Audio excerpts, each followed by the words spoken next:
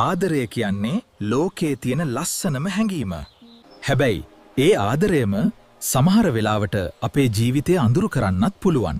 ගොඩක් අය හිතන්නේ ආදරය නැති වුණාම ජීවිතේ එතනින් ඉවරයි කියලා. Tamanගේ වැඩ අතපසු කරගෙන තනි වෙන්න උත්සාහ කරන එක තමයි බොහෝ දෙනෙක් කරන්නේ. හැබැයි ඔබ දන්නවද? ලෝකේ සාර්ථක වුණු ගොඩක් මිනිස්සුන්ගේ ජීවිත පිටුපස එක පරාජිත ආදර කතාවක් තියෙනවා. ඔවුන් මේ වේදනාව පාවිච්චි කළේ Tamanව විනාශ කරගන්න නෙවෙයි. Taman කවුද කියලා ලෝකයට පෙන්වන්න. පොඩ්ඩක් නතර වෙලා මේ කතාව අහලා බලන්න. එක තරුණයෙක් හිටියා. ඔහු තමන්ගේ මුළු ජීවිතේටම වඩා එක ගැහැණු ළමයෙකුට ආදරය කළා. ඔහු හිතුවේ ඇය නැති ලෝකයක් ඔහුට නැහැ කියලා. දවසක් කිසිම හේතුවක් නැතුව ඇය ඔහුව අතහැරලා ගියා. ඒ තරුණයා මාස ගණනාවක් කාමරයට වෙලා ඇඬුවා. තමන්ගේ රැකියාව අතහැරියා, යාළුවන්ගෙන් ඈත් වුණා. ඔහු හිතුවේ ඔහුගේ ලෝකය එතනින් ඉවරයි කියලා. දවසක් ඔහු කණ්ණාඩියේ ඉස්සරහට ගිහින් තමන්ගේ රූපය දිහා බැලුවා. අපිරිසිදු වුණු රැවුල, වැහැරුණු ඇස්, ඔහුටම ඔහු ගැන පිළිකුලක් දැනුණා. එදා ඔහු තීරණය කළා මාව අතහැරපු කෙනාට මට නැතුව ඉන්න පුළුවන් නම් මට ඇයි බැරි කියලා. ඔහු එදා ඉඳන් තමන්ගේ දියුණුව වෙනුවෙන් මහන්සි වුණා. ඔහු ව්‍යායාම කළා, අලුත් දෙයක් ඉගෙන ගත්තා.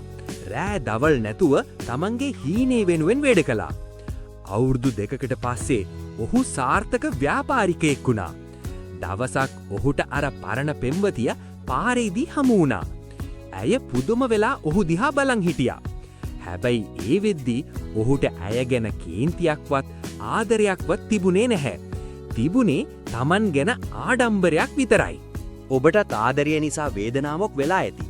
කෙනෙක් ඔබව දාලා යද්දී ඔබට දැනෙන්නේ මුළු ලෝකයම කඩා වැටුණා වගේ කියලා මම දන්නවා.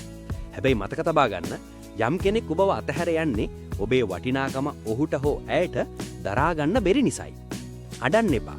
ඔබේ කඳුළු වලට වටිනාකමක් දෙන්නේ නැති කෙනෙක් වෙනුවෙන් කාලය නාස්ති කරන්න එපා. පලිගන්නත් එපා. හොඳම පලිගැනීම තමයි ඔබ උපරිමයටම සාර්ථක වෙන එක. ඔබට ආදරය කරන්න ලෝකයේ ඕනෑම කෙනෙක් ඔබව අතහැර යන්න පුරුවන්. හැබැයි ඔබව අතහැරෙන්න එපා. අදම තීරණය කරන්න. අතීතයේ වුණු දේවල් ගැන හිත වැළපෙනවද?